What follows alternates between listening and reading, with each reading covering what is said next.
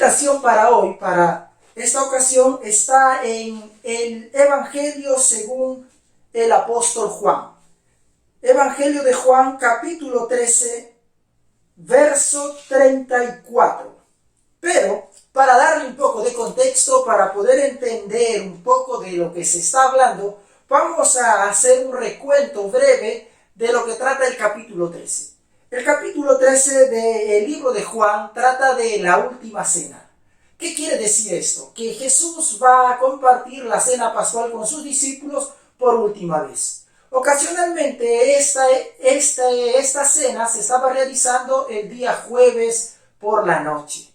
Cuando nosotros analizamos y leemos todo el capítulo 13, vamos a encontrar que Jesús quiere compartir con sus discípulos la última cena, quiere comer la Pascua con sus discípulos. Y para ello envió a 2 de sus discípulos a preparar el lugar para que pudiesen preparar los alimentos, para que pudiesen hacer los preparativos necesarios para que Jesús y sus discípulos pudieran ir y participar de la Pascua. Justamente cuando Jesús va a hacer este proceso, va a compartir la Pascua con sus discípulos, vamos a encontrar también que dentro de ellos estaba Judas. Sí, pero Jesús le dice a Judas el verso 30. Juan capítulo 13, verso 30. Y entonces él, habiendo recibido el bocado, salió enseguida y era de noche. Está relatando, luego de haber participado de la cena, Judas sale para hacer lo que tenía que hacer. Y es aquí, ahora, donde Jesús va a compartir lo que él tenía en su corazón. Es aquí donde Jesús va a manifestar a los discípulos restantes, los que se quedaron con él, les va a decir ciertas palabras que es trascendente para nosotros como lo fue trascendentalmente para ellos. Verso 31. Entonces, cuando hubo salido, Jesús dijo, ¿quién salió? Judas. Judas se fue. Ahora es glorificado el Hijo del Hombre y Dios es glorificado en él, dice Jesús. Si Dios es glorificado en él, Dios también le glorificará en sí mismo y enseguida le glorificará. Ahora, verso 34. Hijitos, aún un poco y estaré con vosotros. Me buscaréis, pero como dije a los judíos, así os digo ahora a vosotros. A donde voy, vosotros no podéis venir. Y dice más el verso 34. Un mandamiento nuevo os doy, que os améis los unos a los otros como yo os he amado. Así también os améis los unos a los otros. Y el verso 35 dice algo más interesante aún. En esto conocerán todos que sois mis discípulos, si tuviereis amor los unos por los otros. ¿Qué está queriendo decir Jesús aquí? Lo interesante de esto es que reflexionemos en este espacio, en estos textos. Pregunta, ¿cómo te sentirías vos o qué mensaje dejarías vos cuando sabes que la hora de tu muerte está cerca? ¿Qué le dirías a tus amigos? ¿Qué le dirías a tus hijos? ¿Qué le dirías a tus parientes, a tus vecinos, a la gente con la cual te relacionas? ¿Qué palabras les dejarías porque sabes que tu muerte está próxima? ¿Qué les dirías? ¿Cómo reaccionarías? ¿De qué forma te relacionarías con la gente que aprecias sabiendo que esa misma noche o al día siguiente vas a morir? Y este caso no es un caso particular, ajeno. Jesús estaba pasando por esta experiencia. Jesús sabía, Jesús entendía, Jesús tenía conciencia de que su muerte estaba próxima, de que muy pronto iba a ser sacrificado, iba a ser muerto. Y es allí, en estas circunstancias, donde Jesús, siendo consciente de que su muerte está próxima, Jesús habla con sus discípulos, Habla con los personajes que le siguieron a él por 3 años y medio. Habla con estos discípulos a quienes tanto amaba, a quienes tanto apreciaba, a quienes tanto quería, a quienes estaba dispuesto, por quienes estaba dispuesto de derramar su sangre en la cruz del Calvario. Pero lo interesante de esto es que Jesús va a dar sus últimas enseñanzas antes de partir. Y en esas últimas enseñanzas Jesús está preocupado. ¿Por qué Jesús está preocupado? Porque sus discípulos que han vivido con Él, que han andado con Él, que han comido con Él, que han visto sus milagros, han visto el poder de Dios manifestado en la vida de ellos y en la vida de los demás, los discípulos que habían visto la naturaleza obedecer a la voz de Jesús, todavía no habían entendido algo, todavía no habían comprendido qué era el amor. ¿Qué significaba amar? ¿Qué significaba el amarse el uno al otro? Es por eso que Jesús va a decir lo siguiente en el verso 34. Un mandamiento nuevo os doy. Pregunta, ¿era un mandamiento nuevo? ¿Acaso los discípulos no sabían de este mandamiento? En cierta ocasión, recordando un poco, en cierta ocasión los fariseos le preguntaron al Señor Jesús y le dijeron, Maestro, ¿cuál es el gran mandamiento? Y Jesús le dijo, el gran mandamiento es este, ama a Dios por sobre todas las cosas y a tu prójimo como a ti mismo. Y los discípulos estaban presentes. Jesús había dejado en claro de que la base de todo, la base de la obediencia es el amor. Jesús había dejado en claro de que la única forma, la única manera de unir los corazones de los seres humanos con Dios era a través del amor. Pero ahora Jesús les va a decir, un mandamiento nuevo os doy, que os améis los unos a los otros. Pregunta, ¿acaso los discípulos no se amaban los unos a los otros? ¿Puede alguien andar con Jesús sin amar a los demás? ¿Puede alguien participar de los servicios de la iglesia sin amar a los demás? ¿Puede alguien participar de los servicios religiosos sin amar al otro? Jesús está diciendo, mira, os voy a dar un mandamiento, que os améis los unos a los otros. Pero ¿acaso los discípulos no se amaban? Si usted hace una lectura comprensiva y profunda de los evangelios, vas a encontrar que los discípulos tenían pleitos, tenían riñas, tenían dificultades, discutían entre ellos, tenían sus diferencias, pero ¿sabe qué pasa? Estas diferencias, estas dificultades, estos pleitos y esta lucha por quién es el mayor, quién va a ocupar el cargo mayor en el reino de Jesús, quién se va a sentar a la derecha, quién se va a sentar a la izquierda, todas estas disputas, ¿sabe cuándo se daban? Cuando Jesús no estaba. En cierta ocasión Jesús y sus discípulos iban caminando a cierto lugar y Jesús se adelantó un poco y los discípulos se quedaron un poco atrás. Y lo interesante de esto es que cuando los discípulos se alejan de Jesús, empiezan a discutir que quién va a ser el mayor en el reino de los cielos, quién va a ocupar los puestos más elevados en el reino de los cielos. Pero lo interesante de esto es que acercándose ellos a Jesús, Jesús les preguntó, ¿qué reñíais en el camino? ¿Por qué discutíais en el camino? Porque los discípulos sabían esto, que no podían discutir en la presencia de Jesús, que no podían pelearse en la presencia de Jesús, que no podían tener pleitos y luchar por la supremacía o querer tener el poder y la primacía sobre los demás en la presencia de Jesús. Es por eso que era necesario para tener pleitos, dificultades y pelear con el hermano, pelear con el otro, creerse superior al otro, separarse de Jesús, porque solo separado de Jesús podía haber este tipo de riñas y este tipo de dificultades.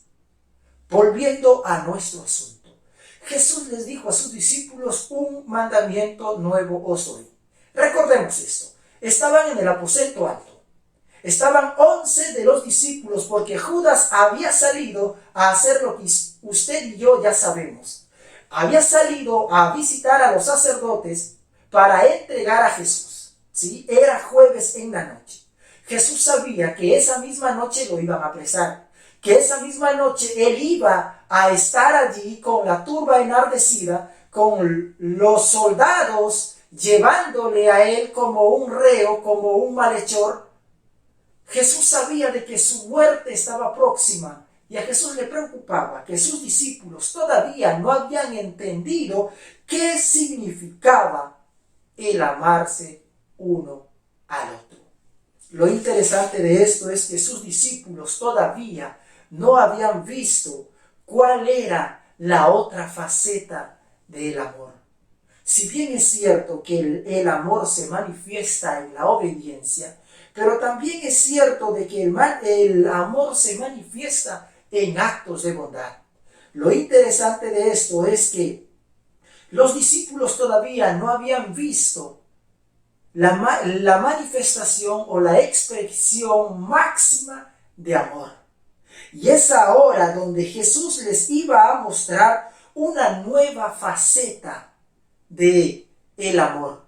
¿Cómo es que Jesús los amaba? ¿De qué manera Jesús los amaba? Si realmente Jesús los amaba o no. ¿Qué tan dispuesto estaba Jesús de manifestar su amor hacia ellos? ¿Por qué? Porque habían visto a Jesús curar, sanar, bendecir. Habían visto a Jesús calmar la tempestad. Habían visto a Jesús hacer múltiples milagros, hacer múltiples manifestaciones del poder de Dios, pero ellos todavía no estaban conscientes de que Jesús tenía que hacer una manifestación de amor mayor. Tenían que ver a su maestro muriendo en la cruz del Calvario. Tenían que ver a su maestro colgado en el madero, muriendo por los pecados de ellos. Tenían que ver a Jesús muriendo por las cosas malas y desagradables que ellos hicieron. Jesús les está diciendo, miren, os voy a dar una nueva manifestación de amor. Os voy a dar un significado más pleno de lo que es el amor. Os voy a enseñar realmente lo que implica el amor y qué viene como consecuencia de esto. ¿Por qué? Porque ellos iban a entender, iban a comprender lo que significa amar realmente solo a los pies de Jesús. Solo al pie de la cruz ellos iban a comprender ahora la nueva faceta de lo que es el amor. Jesús les dice a sus discípulos, ámense como yo os he amado. ¿Y de qué manera los amó Jesús? ¿De qué manera Jesús manifestó su amor por sus discípulos? Si ustedes recuerdan, cuando Jesús estaba con sus discípulos, los discípulos estaban seguros. ¿Por qué?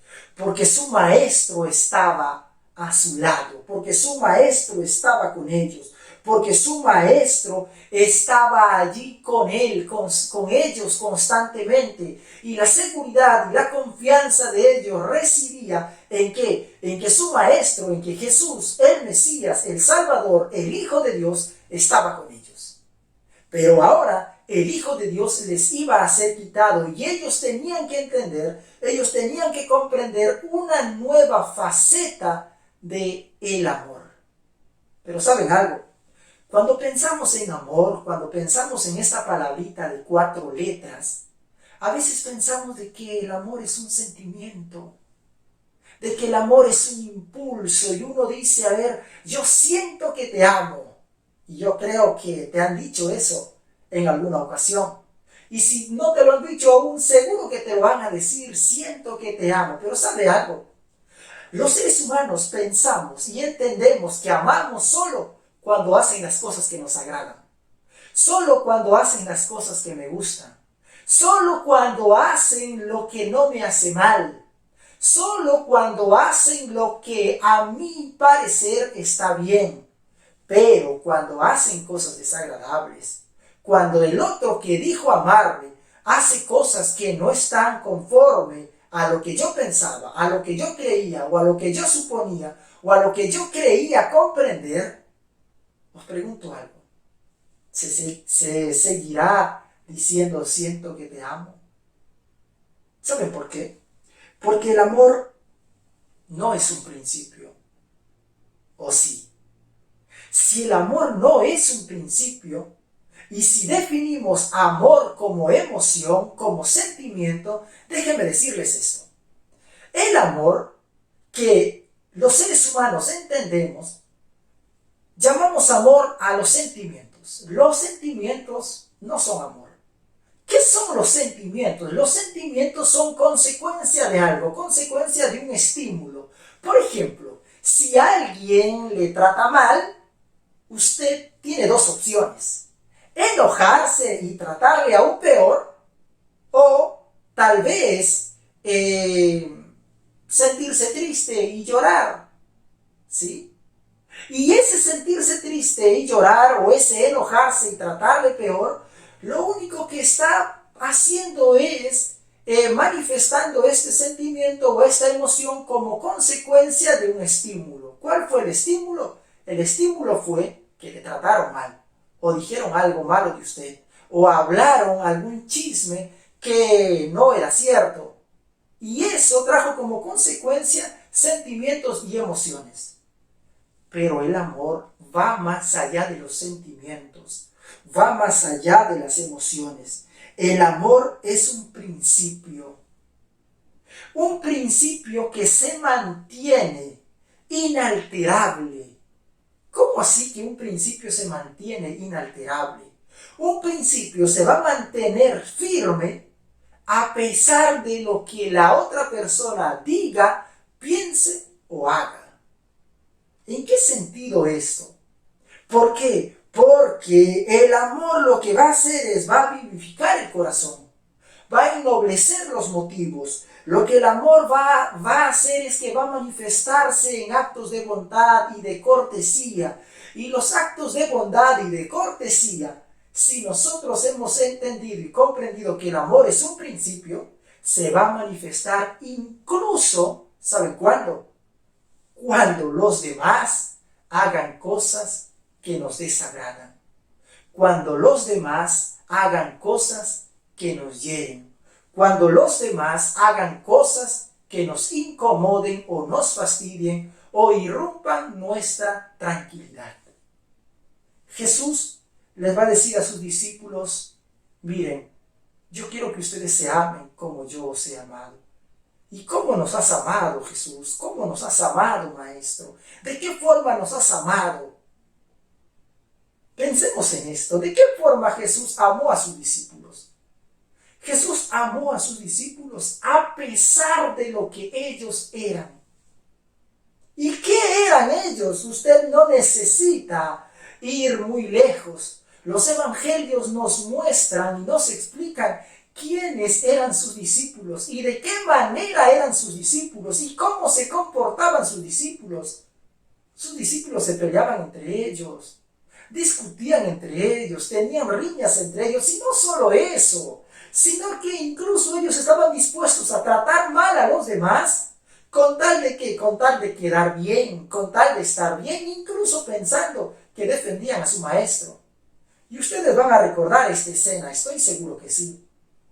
Jesús y sus discípulos estaban yendo hacia una ciudad de Samaria. ¿Y saben qué pasó?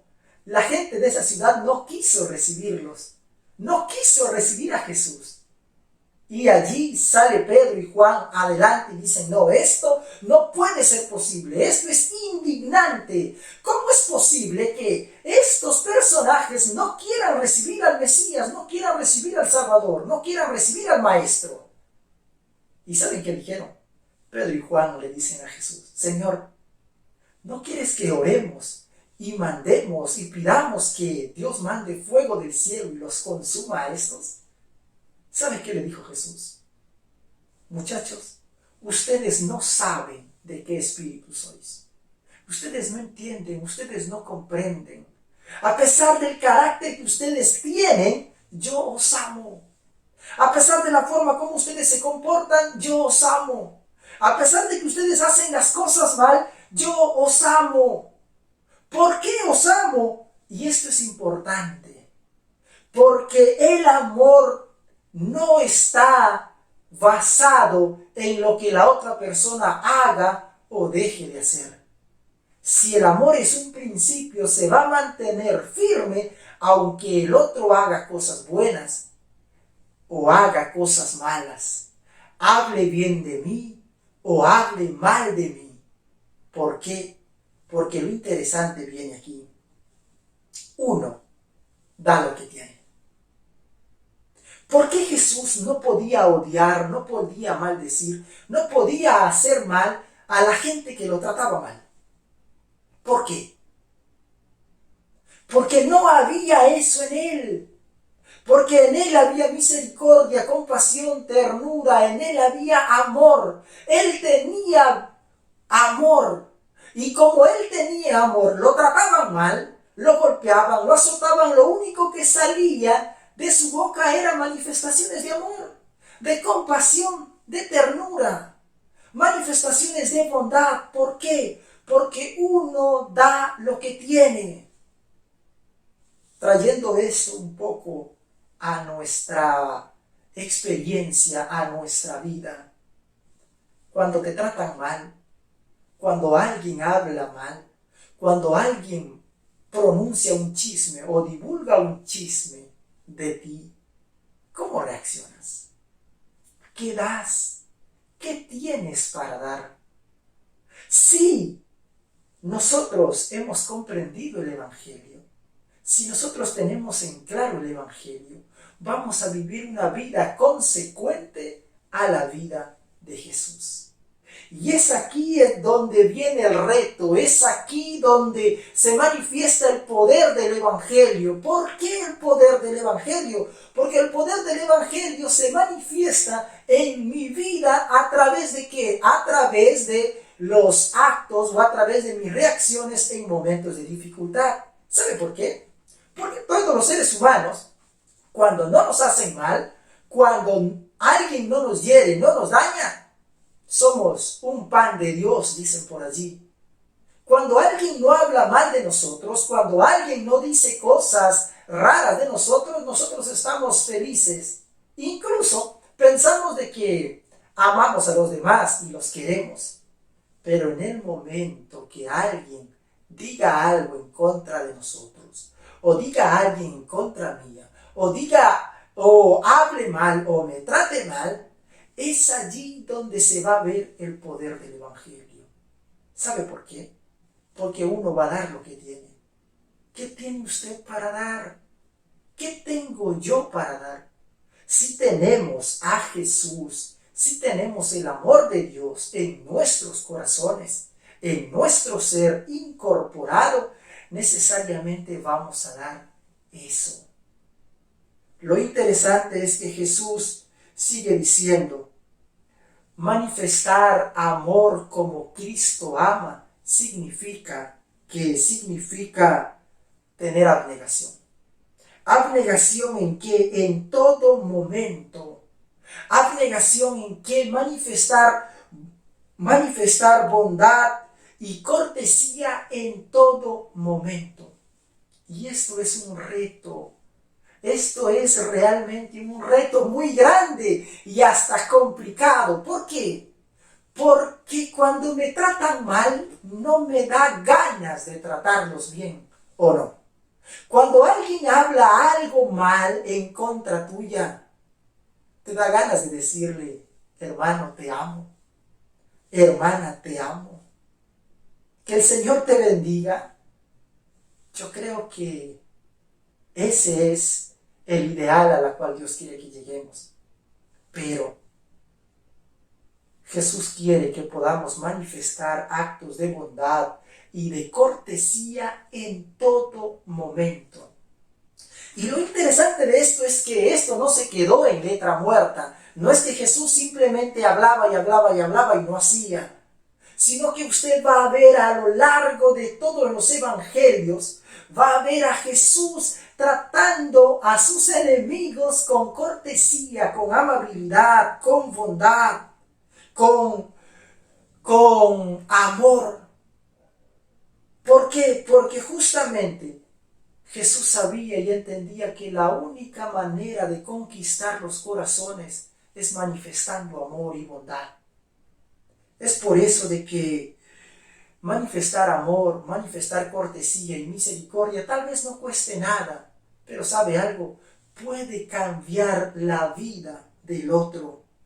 No solo es una bendición al que lo recibe, sino también al que lo da. ¿Por qué? Porque cuando nosotros manifestamos amor, paciencia, bondad, cortesía, amabilidad, no solo se beneficia el que lo recibe, sino también nosotros. ¿Sabe por qué? Porque lo estamos ejercitando. El verso 35, Jesús les dice a sus discípulos: en esto conocerán todos que sois mis discípulos. ¿En qué? Si tuviereis amor los unos por los otros. El amor es un principio que debe reinar en nuestros corazones. El amor es un principio que debe ocupar nuestra mente. Y cuando intentamos definir amor, vamos a encontrar que la Biblia dice que el amor es Dios. Dios es amor. Y eso quiere decir que si yo tengo a Dios en mi vida, debo manifestar amor hacia los demás. Si yo tengo a Dios en mi vida, debo, como consecuencia de, van a venir los actos de bondad, los actos de cortesía, los actos de amabilidad. Pero ¿sabe qué pasa? A veces nosotros pensamos y creemos que con pretender o creer que tenemos amor a Dios es suficiente. Y tenemos riñas y pleitos con nuestros hermanos. Y no solo eso, pasamos por dificultades con nuestros hermanos. Tenemos problemas con nuestros hermanos. Déjeme decirle algo y recordarle que los discípulos discutían y peleaban y tenían líos y problemas entre ellos cuando se alejaban de Jesús. Los problemas y las dificultades van a venir, ¿sí? Van a venir y es bueno que vengan, pero que vengan por otro, no que sea provocado por mí. ¿Se entiende eso? ¿Por qué? Porque cuando yo estoy alejado de Jesús, lo que voy a hacer es voy a provocar problemas, voy a provocar dificultades, no solo a mí, sino a los demás.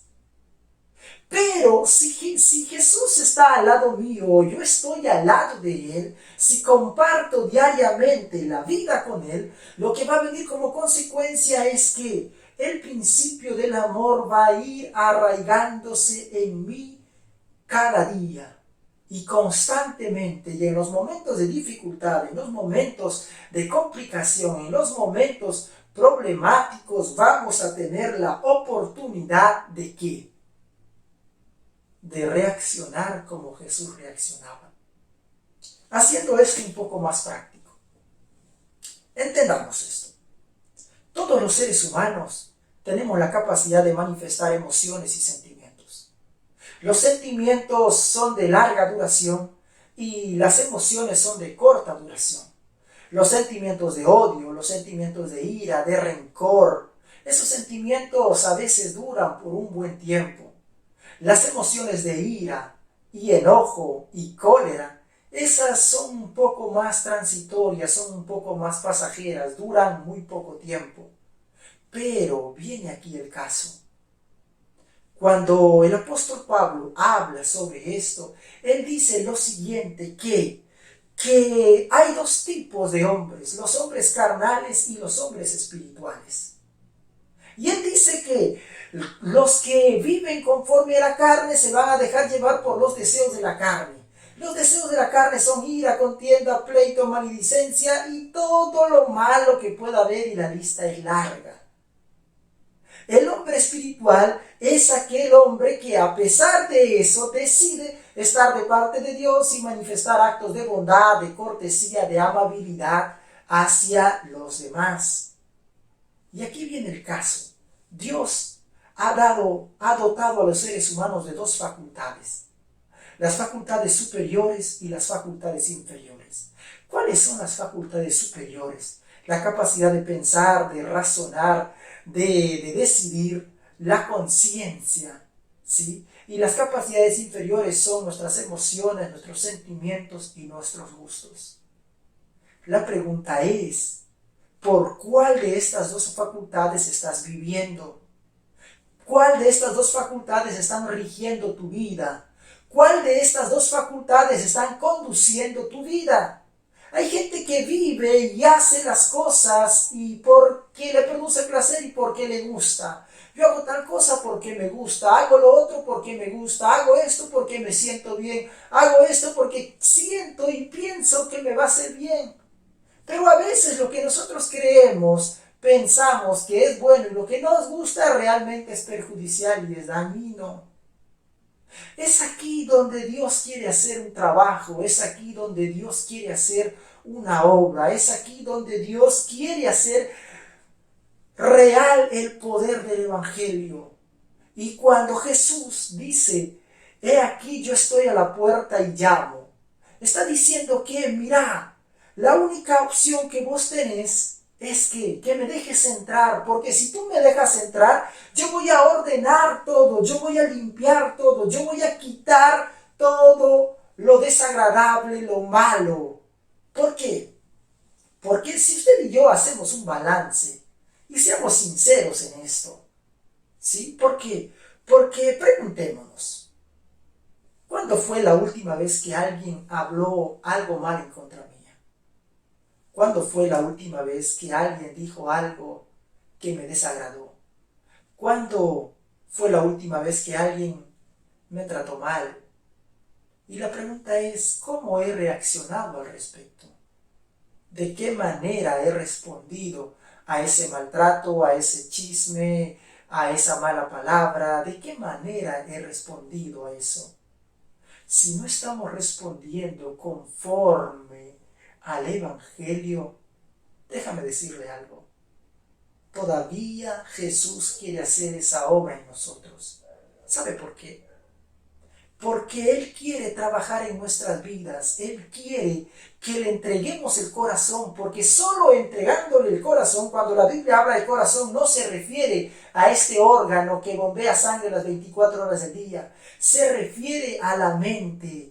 Se refiere a nuestras capacidades superiores. Jesús dice, dame, hijo mío, tu mente. Porque si tú me das tu mente, yo voy a poner en esa mente el principio elemental que es el amor. Dios quiere hacer eso en nosotros. Dios quiere hacer eso en nuestra vida. Dios quiere hacer eso en ti. Y Dios quiere hacer eso en mí diariamente. Lo interesante de esto es que si volvemos nosotros a nuestro texto inicial de meditación, Juan capítulo 13, verso 34 y verso 35, Jesús le dice a sus discípulos, la gente os va a conocer que sois mis discípulos si ustedes se aman unos a otros. Tiempo después que Jesús dejó esta tierra y ascendió a los cielos, a los discípulos se les empezó a llamar cristianos por primera vez. ¿Sabe dónde? En Antioquía. ¿Por qué? Porque ellos habían llegado a un punto de entregarse a Dios, de entregarse a Jesús, que la supremacía, que el querer ser mejor que el otro, que el querer ocupar el puesto mayor, había quedado de lado, había quedado en segundo plano o había desaparecido. ¿Por qué? Porque cuando los discípulos van a Antioquía se les llama por primera vez cristianos, porque ellos habían aprendido a vivir como Jesús, a hablar como Jesús, a andar como Jesús, a comer como Jesús, a compartir como Jesús, a reaccionar como Jesús. frente al maltrato, frente a las cosas malas que les sucedían, ellos respondían con actos de bondad, de amabilidad, de cortesía, de buen trato. ¿Por qué? Porque se han entregado al Señor Jesús, porque han dado su corazón, su vida a Dios para que Él haga en ellos lo que ellos no podían hacer por ellos mismos. ¿Sabe algo? Un libro interesante, El Camino a Cristo, dice lo siguiente, que la educación, la profesión, el estatus, tienen su lugar en nuestra vida, pero para cambiar el corazón no tienen ningún poder. ¿Por qué? Porque solo el corazón, solo la mente puede ser cambiada por Dios. Solo la mente puede ser transformada por Dios. Y es allí donde Jesús hace la invitación. Y la invitación que Jesús les está haciendo aquí de darles un nuevo mandamiento, recuerda, era para sus discípulos. No era para la gente que estaba afuera. Era para sus discípulos, para los que conocían de Jesús, para los que andaban con Jesús, para los que pertenecían al pueblo del Señor Jesús. Usted y yo pertenecemos al pueblo del Señor Jesús. Usted y yo pertenecemos a la iglesia del Señor Jesús. Usted y yo hemos conocido de Jesús. Tal vez hemos andado con Jesús. Tal vez hemos compartido con Jesús muchas experiencias, pero tal vez aún todavía no entendemos el significado del amor. Y es allí donde Jesús nos dice: un mandamiento nuevo te doy. A ti te doy un mandamiento nuevo. ¿Y cuál es ese? Que ames a tu hermano como yo te he amado. ¿Y sabe algo? Cuando uno entiende esto, cuando uno comprende eso, la pregunta que viene a continuación es: ¿cómo me ama Jesús? ¿De qué manera me ama Dios? ¿Sabe algo? Dios te ama a pesar de lo que soy. Dios te ama a pesar de lo que eres. ¿Y qué eres tú? ¿Y qué soy yo? ¿Qué soy? Cuando la Biblia intenta definir al hombre, intenta definir qué es el hombre, la Biblia dice lo siguiente: que el hombre es miserable, que el hombre es pobre, ciego y desnudo, que la justicia del hombre es como un trapo de inmundicia, que la justicia del hombre es algo desagradable delante de los ojos de Dios. ¿Sabe por qué? Porque el hombre por naturaleza es egoísta y es orgulloso. Y estas dos cosas son los que Dios detesta. Dios detesta al egoísta, Dios detesta al orgulloso. Dios no puede verlo, pero Dios nos ama a pesar de eso. A pesar de que vez tras vez nosotros le decimos a Dios: Dios, ya no te voy a fallar. Perdóname por haber hecho esto, por haber dicho esto, por haber pensado esto. Por favor, perdóname. Y Dios nos dice, y Dios no nos dice: mira, ahora ya no te voy a perdonar, ya no te voy a amar. ¿Por qué? Porque tú has hecho mal, me has hecho enojar, me has hecho sentir incómodo, me has tratado mal y a partir de hoy no te voy a amar. Jesús no dice eso. Jesús dice: mira, venid a mí. Estás cargado, estás trabajado, tienes problemas, tienes dificultades, estás luchando con algo que no puedes vencer, estás teniendo complicaciones en tu vida y te cuesta responder como yo, habiendo conocido el Evangelio y teniendo muchos años en la iglesia, habiendo sido bautizado en mi nombre, aún te cuesta relacionarte con los demás y dar un buen trato de amabilidad y cortesía. Venid a mí, acércate, porque cuando vos te acercas, yo voy a sentarme contigo, voy a conversar contigo, voy a ser tu compañero, voy a hacerte compañía y te voy a ayudar aquí, a que todas estas cosas que tú no puedas hacer, las voy a hacer yo por ti, dice el Señor Jesús. He allí lo maravilloso del Evangelio, he allí lo grandioso del Evangelio, he allí lo extraordinario del poder del Evangelio. Es Jesús transformando nuestras vidas para la gloria suya. Querido joven, querido hermano, querida hermana, la meditación de la palabra del Señor y el nuevo mandamiento que Jesús dio a sus discípulos es también para ti y es también para mí. Constantemente, diariamente debemos aceptar este nuevo mandamiento y pedirle que Dios tome nuestros corazones, que quite este corazón de piedra y ponga en nosotros un corazón, una mente conforme a su voluntad, una mente conforme a la mente de Dios, para que nuestros deseos, nuestros sentimientos, nuestras emociones y nuestros pensamientos sean los pensamientos y las emociones y los sentimientos que Dios tiene para nosotros y para los demás. Que el Señor te bendiga, que su gracia te acompañe y su Santo Espíritu pueda hacer realidad su palabra en nuestro diario vivir. En el nombre del Señor Jesús. Amén.